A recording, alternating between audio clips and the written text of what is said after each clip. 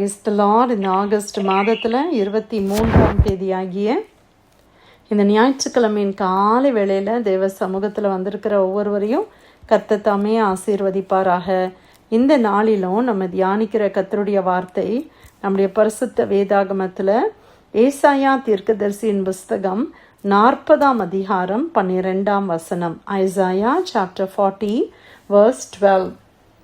தண்ணீர்களை தமது கைப்பிடியால் அளந்து வானங்களை ஜான் அளவாய் பிரமாணித்து பூமியின் மண்ணை மரக்காலில் அடக்கி பர்வதங்களை துலாக்கோலாலும் மலைகளை தராசாலும் நிறுத்தவர் யார்? அல்லேலூயா.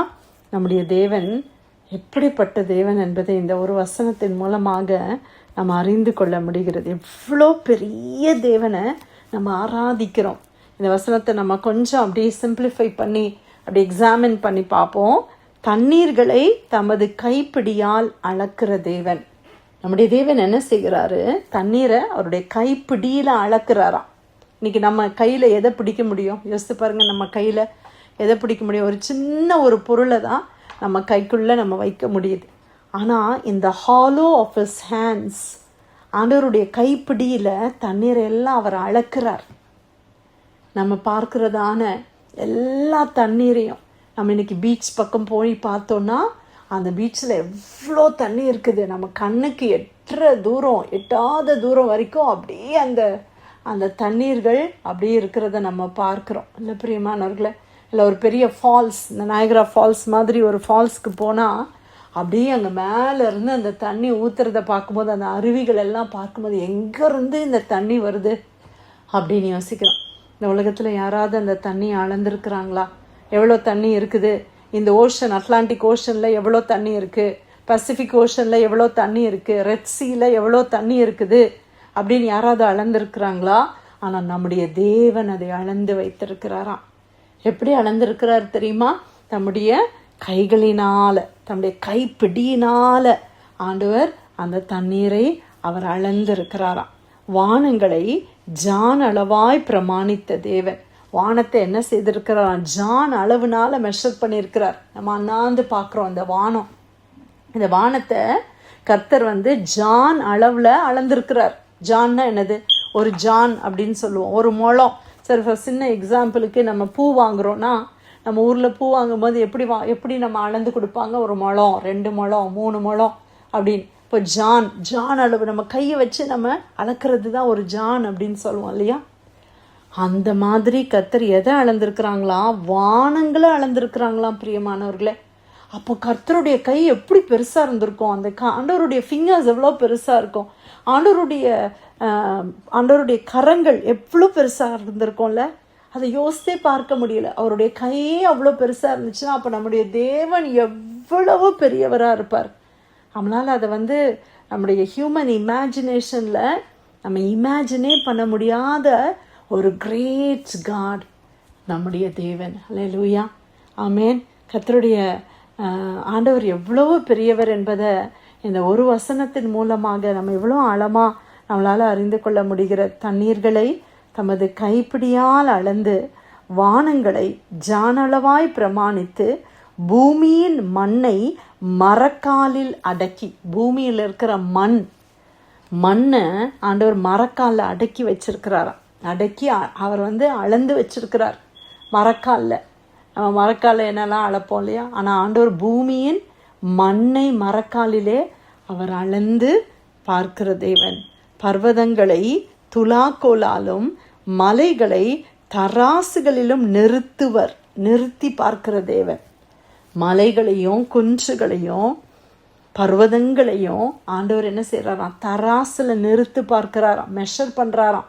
எதை தராசில்? நம்ம இன்னைக்கு எதை தராசில் வச்சு நிறுத்தி பார்ப்போம்? ஏதோ ஒரு சின்ன வெஜிடபிள்ஸ் இல்லை காய்கறி இல்லை ஒரு பழம் அப்படின்னு வாங்குறத நம்ம தராசில் வச்சு நிறுத்தி பார்க்குறோம். எவ்வளோ இருக்குது இல்லையா? 1 பவுண்டா, 1 கேஜியா, 1 கிலோவா, 2 கிலோவா? ஆனால் கர்த்தர் மலைகளை நம்ம பார்க்குறோம் இல்லையா? அந்த பிரம்மாண்டமான மலைகள், பர்வதங்கள், குன்றுகள், அதையெல்லாம் தராசில் அவன் நிறுத்து பார்க்கிற தேவன். நம்முடைய ஆண்டவர் தி கிரேட்டஸ்ட் மேத்தமெட்டிஷியன். நம்ம சின்ன சின்ன காரியத்தெல்லாம் கணக்கு போடுறோம். ஆண்டவர் எதை கணக்கில் வச்சிருக்கிறாரு? பூமியில் இருக்கிற மண்ணை கணக்கில் வச்சிருக்கிறாரு. நம்ம பார்க்குற தண்ணீரை கணக்கில் அவர் வைத்திருக்கிறார். ஆனால் அதே வசனம், இதே வேதம் சொல்லுது, நம்முடைய கண்ணீரையும் ஆண்டவர் அளந்து பார்க்கிற தேவன். ஆமென். அவ்வளோ பெரிய தேவன் தான். ஆனால் இந்த சின்ன இருதயத்தில் அவர் வாசம் பண்ண விரும்புகிறார்னா, நம்மெல்லாம் எவ்வளோ கொடுத்து வச்சவங்கல்ல. நம்ம சனாதனருக்கு ரொம்ப கொடுத்து வச்சோம். ஏன் தெரியுமா நம்ம ரொம்ப கொடுத்து வச்சோங்க? நம்ம ரொம்ப பாக்கியசாலிகள். ஏன் தெரியுமா? நம்ம கர்த்தர் நம்ம கூட இருக்கிறது தான் பிரியமானவர்களே. நம்ம ஆண்டவரை ஏசப்பான்னு கூப்பிடும் போதெல்லாம் ஆண்டவர் நம்மளுக்கு எவ்வளோ அருமையாய் வந்து உதவி செய்கிறார். நம்மளை எவ்வளோ சமீபமாய் கொண்டிருக்கிற ஜாதி எதுன்னு சொல்லி நம்ம வாசிக்கிறோம். எவ்வளோ சமீபமாக ஆண்டவருக்கு நம்ம ரொம்ப சமீபமாக இருக்கிறோம்.